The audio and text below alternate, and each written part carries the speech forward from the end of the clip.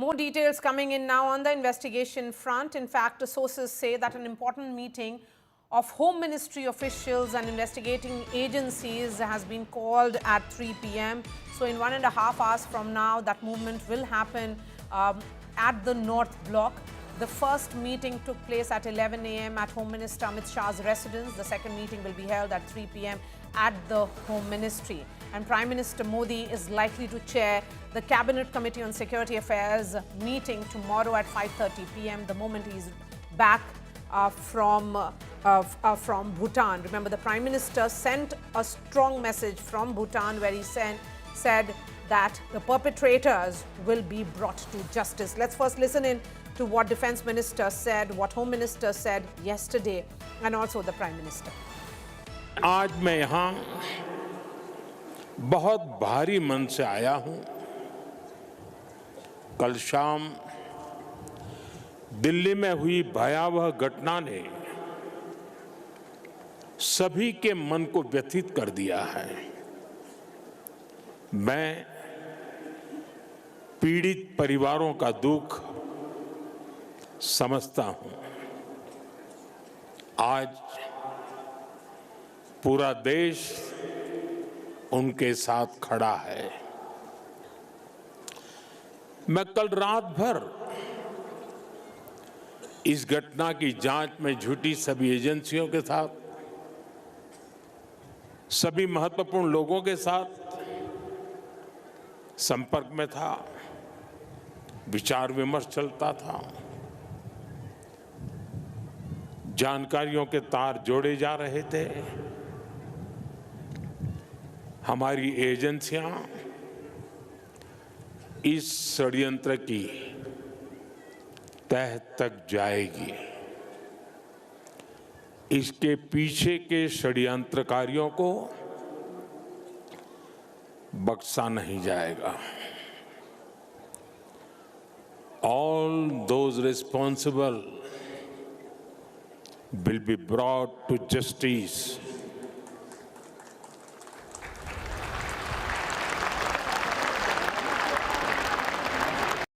आज शाम करीब 7 बजे दिल्ली में लाल किले के पास सुभाष मार्ग ट्रैफिक सिग्नल पर I-20 हुंडई गाड़ी में एक ब्लास्ट हुआ है। ब्लास्ट के कारण आसपास की कुछ गाड़ियां और कुछ मार्ग पर जा रहे लोग भी इंजर्ड होने के समाचार हैं। प्राथमिक सूचना जो मिली है उसमें कुछ लोग हताहत भी हुए हैं। ब्लास्ट की सूचना आते ही 10 मिनट में Delhi crime branch, Delhi special branch की टीमें स्पॉट पर पहुंची है। NSG और NIA की टीम FSL के साथ अभी गहन जांच करने का शुरू किया है। आसपास के स्थान के सभी CCTV कैमरा और बाकी सब चीज़ों की जांच के आदेश दे दिए हैं। मेरी CP दिल्ली से भी बात हुई है, स्पेशल ब्रांच के इंचार्ज से भी बात हुई है। CP दिल्ली और स्पेशल ब्रांच के इंचार्ज स्पॉट पर मौजूद हैं। हम सभी संभावनाओं को तराश रहे हैं और सभी संभावनाओं को ध्यान में रखकर इसकी गहन जांच की जाएगी। सभी ऑप्शन की तुरंत जांच होकर नतीजा जो आएगा जांच हम जनता के सामने रखेंगे।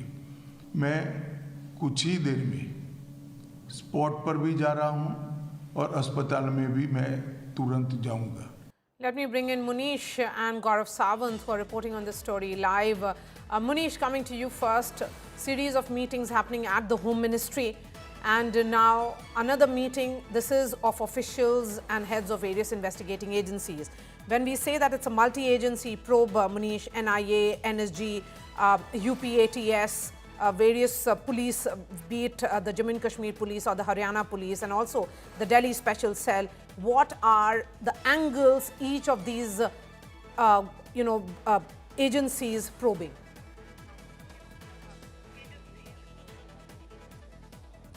Well, Maria, in this case, the agency is extremely important because remember, yesterday morning, Jammu Kashmir was the first police which raided the Faridabad, place, and they recovered explosives from there.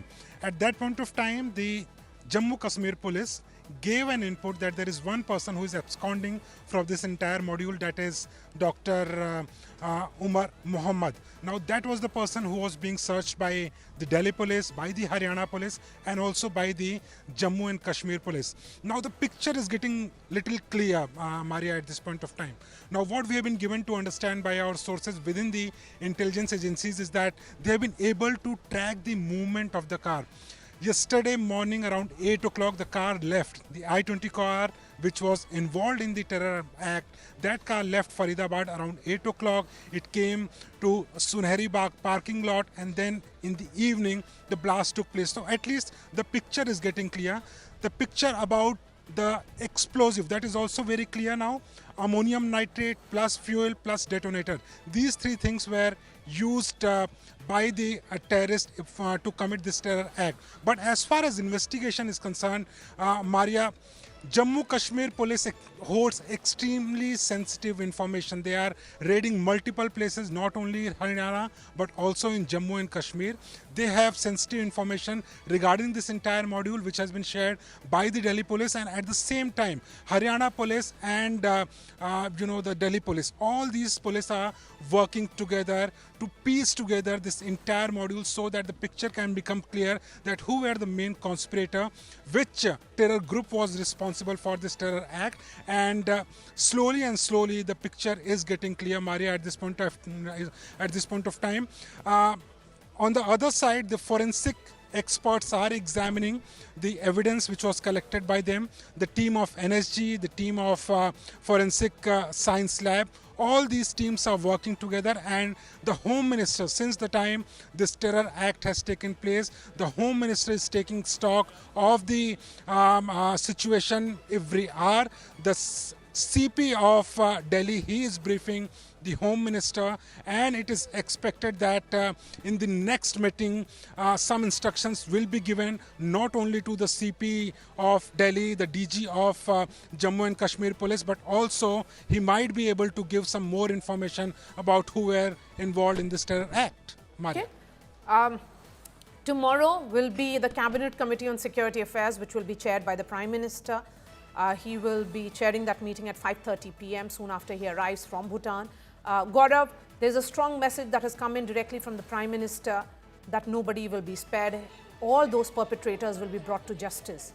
So far, the government has been very cautious in not using the word terror attack. What are you picking up?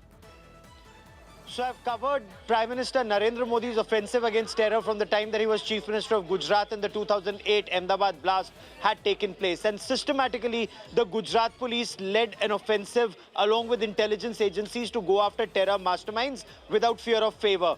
We've seen what happened in the Batla House encounter. Despite an entire ecosystem rising to protect those terrorists, the police went after the Indian Mujahideen and they were wiped out. That's point one. Point two, if you see the surgical strikes that were carried out after the Uri terror attack, the strikes that were carried out after the terror attack that had taken place in Pulwama, which was in Balakot, and then subsequently after Operation Sindoor, the offensive that was carried out. The moment there is evidence, it is systematically an offensive is mounted to inflict maximum pain on terrorists, the perpetrators, and the enabling ecosystem.